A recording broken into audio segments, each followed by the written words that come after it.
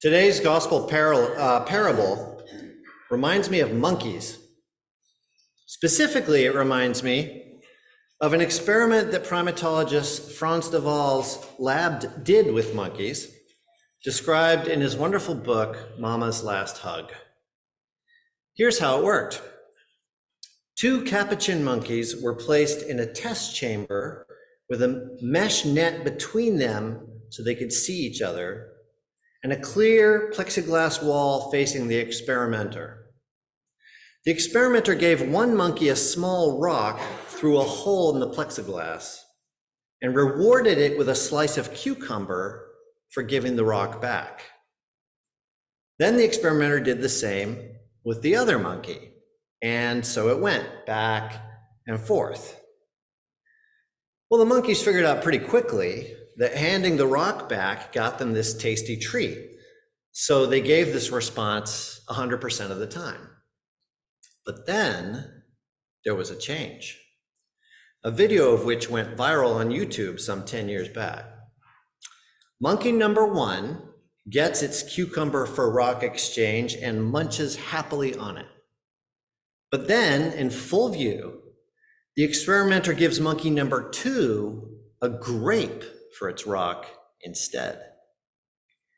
In what we might call Monkeynomics, a grape is a much higher value treat than cucumber.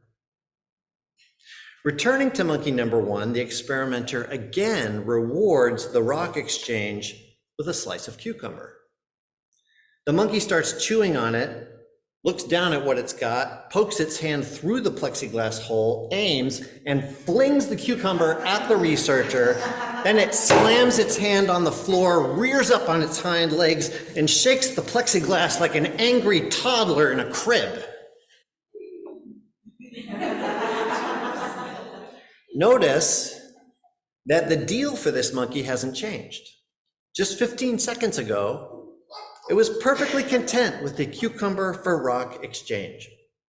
But now it is literally willing to throw tasty food away in protest that its neighbor has gotten something better. Monkeys, it turns out, have an innate sense of fairness, driven not by absolute values, rock equals cucumber, but by social comparison. I want what she got. And apparently, this kind of result has been duplicated with dogs, wolves, even parrots. Now, this finding has significant implications for Jesus's parable, in which laborers who work all day get paid the same wage as ones who work for 1 hour. It indicates that Jesus' story is messing with a sense of justice that goes way beyond cultural values. Our sense of commensurate reward for a given amount of labor is so hardwired into us that we share it even with other animals. We're born with it. It's baked into us by millions of years of social evolution, shaping cooperative systems that have enabled human survival. And here comes Jesus going, yeah, kingdom of heaven isn't like that. Everybody gets paid the same there, no matter how long they've been working. Or, as our kids' preschool teacher used to say, you get what you get and you don't get upset. But we want to protest with the all-day laborers in the parable.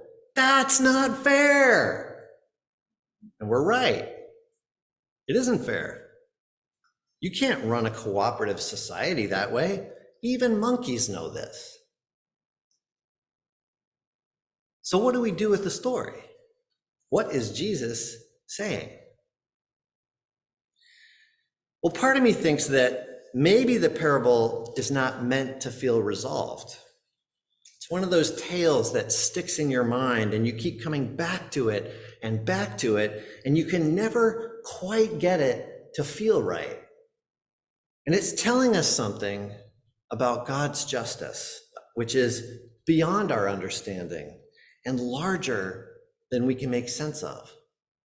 In this sense, it's like a mini variation on the book of Job, in which God answers Job's complaint about the injustice of his life by essentially saying, "Where were you when I created the universe? Who do you think you are to try and understand me?" But it also occurs to me that Jesus' story diverges in an important way from Duvall's experiment. It's not about somebody getting paid more for the same work. It's about somebody getting paid the same for less work, and not because they are lazy.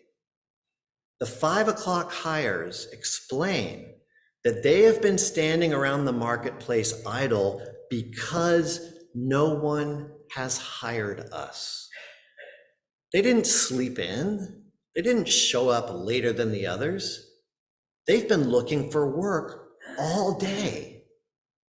They just haven't been as lucky as the others. No doubt they too have families to feed, clothe, and shelter. Like all day laborers in that ancient economy, as in our own, they need the work because they need the money. The story forces us to choose between a vision of ourselves in competition with other people and ourselves in community with other people. The competition vision has us resent people who get something for nothing. The community vision recognizes that when others can't meet basic needs, we all lose. This may be provocative to say, but what Jesus' story promises is, to my mind, not unlike the concept of universal basic income piloted in a growing number of cities in the last 5 years, where people get money for free, $500 a month, $800 a month, so they can afford basic necessities, whether they work a lot, a little, or not at all. As with the late hired laborers in the parable, we can take an individualistic, competitive attitude about this idea, resenting that it creates freeloaders. Or we can see from the data now coming in that it has made a significant difference in lifting people, including many children who are not responsible for their parents' work habits, out of the stress of extreme poverty. And we can accept that a bit of freeloading is simply the price for guaranteeing a strong, resilient, thriving community. In a similar vein, I can't help but note that one of the 4 major demands the UAW is making in its current strike is for new hires to be able to get paid the same as veteran employees for the same work, instead of getting less as they do under the current 2-tiered system. Could it be that in its own secular way, the UAW is working to advance the kingdom of heaven of Jesus' parable, where all, whether hired early or late, can thrive? One last point about Jesus' parable. I think he means it in all the concrete, politically charged, this worldly ways that we've been discussing here. And the Roman state didn't nail him up for telling people that if they were kind, obedient, and patient, they could go to heaven when they died. He makes it clear in many passages that the kingdom of heaven really is a realm accessible here and now in this world, tangible even, and that he wants us all to start living according to its values. However, the parable does operate as a metaphor as well. The kingdom is also eternal, an existence in God's presence to which conversion opens the gate, a state of oneness from whose everlasting light death cannot separate us. This state is its own reward, given so that we might have life and have it abundantly. And how abundantly are you truly living, it asks us, if you begrudge someone else finding this gift later than you did? As the father of the prodigal son says to his other son, who is resentful about how much the younger's return is being celebrated, "Son, you are always with me, and all that is mine is yours. But we had to celebrate and rejoice, because this brother of yours was dead and has come to life. He was lost and has been found." That your brother has recovered what you always had is reason to celebrate. That people are able to access a needed day's wage at any hour in the day is reason to celebrate.